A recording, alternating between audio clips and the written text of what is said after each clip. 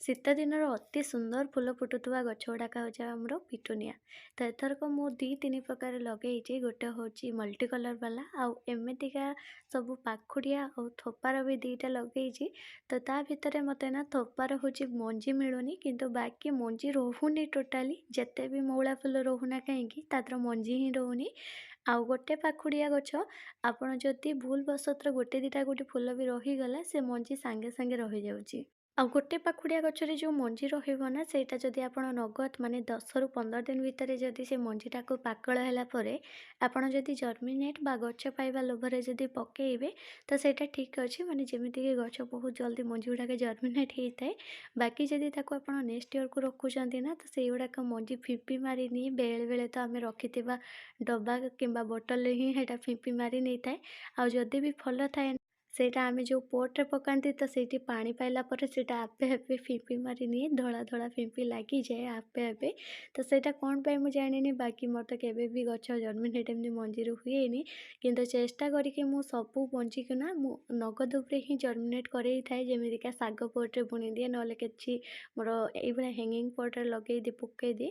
ତ ଯେଉଁଗୁଡ଼ାକ ଆପେ ଆପେ ଗଛ ଉଠିକି ସେଇଟା ପୁଣି ମୋତେ ମାନେ ପଛତୁରିଆ ଫୁଲ କିଛି ଦେଇଥାଏ। କିନ୍ତୁ ଥୋପା ପିଟୁନିଆ ଗୁଡ଼ାକ ନା, ଏଇଟା ବହୁତ ଭଲ ମୁଁ କହିବି, କାହିଁକିନା ସେଇଟା ଡାଳରୁ ଅତି ସହଜରେ ଲାଗିଯାଇଥାଏ।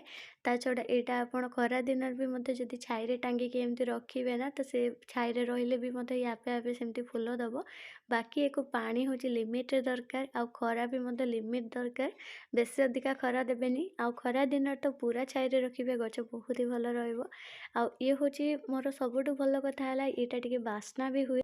ଗୋଟେ ପାଖୁଡ଼ିଆ ଗଛର ଯେଉଁ ଫୁଲ ଗୁଡ଼ାକ ଏତେ ବାସେନି, ଏଇଟା ବହୁତ ହି ବାସେ, ଯେଉଁଟାକି ବହୁତ ଭଲ ଲାଗେ ମୋତେ। ଆଉ ୟାର କଲର୍ ଉପରେ ମୁଁ 3ଟା ଲଗେଇଛି। ଗୋଟେ ବାଇଗଣୀ ଲଗେଇଛି, ଆଉ ଗୋଟେ ଧଳା ଲଗେଇଛି, ଆଉ ଗୋଟେ ଏଇଟା ମାନେ ଦେଖାହେଉଛି ପିଙ୍କଟା, କିନ୍ତୁ ମାନେ ସାମ୍ନାରେ ଦେଖିଲେ ଏଇଟା ପୁରା ନାଲି ରଙ୍ଗ ହିଁ ଆସୁଛି। ବାକି ଫଟୋରେ ଏମିତି ମୋବାଇଲରେ ଏମିତି କ୍ୟାମେରାରେ ଏମିତି ଆସୁଛି ପିଙ୍କର, ମାନେ ଟିକେ ଲାଇଟ୍ ପିଙ୍କ ଟାଇପ୍ର ଆସୁଛି ଟିକେ। ତ ବହୁତ ଭଲ ଲାଗେ। ତ ୟାର ମୁଁ ଦେଖ କେତିକି ବାସେ ମୂଳ ଫୁଲ ଛାଡ଼ିଛି ଦେଖ। ବହୁତ ଚେଷ୍ଟା କରୁଛି, ଏଇଠି 10ରୁ 15 ଦିନ ହେଇଯିବ ମାନେ ଫୁଲ ଫୁଟିଲା ପାଖରୁ ମୁଁ ଚେଷ୍ଟା କରୁଛି ମଞ୍ଜି ରଖିବି, କିନ୍ତୁ ସେ ରହୁ ହିଁ ନାହିଁ।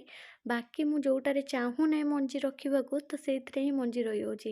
ତ ଗୋଟେ ପ୍ରକାର ଭଲ ହେଉଛି କ'ଣ, ଏଥିରେ ଯେଉଁ ମଞ୍ଜି ରହୁନାହିଁ ବୋଲିକି ତ ୟାର ପତ୍ରଟା ଏତେ ନଷ୍ଟ ହେଉନି। ବାକି ୟାର ପତ୍ର ଦେଖ ମଞ୍ଜି ରହୁଛି ବୋଲିକି କେତେ ଖରାପ ହେଇଯାଉଛି, କିନ୍ତୁ ପାଣି ସମାନ ଭାବରେ ଦେଉଛି, କିନ୍ତୁ ପାକଳିଆ ହେଇଯାଉଛି। କ'ଣ, ମଞ୍ଜି ରହିଲା ପରେ ଡାଳ ଗୁଡ଼ାକ ପାକିଳିଆ ଦେଖାହେଉଛି ପାଖୁଡ଼ିଆ ବାଲା। ଆଉ ଥୋପାର ଦେଖ କେଡ଼େ ବଢ଼ିଆ ହେଲ୍ଦି ଅଛି।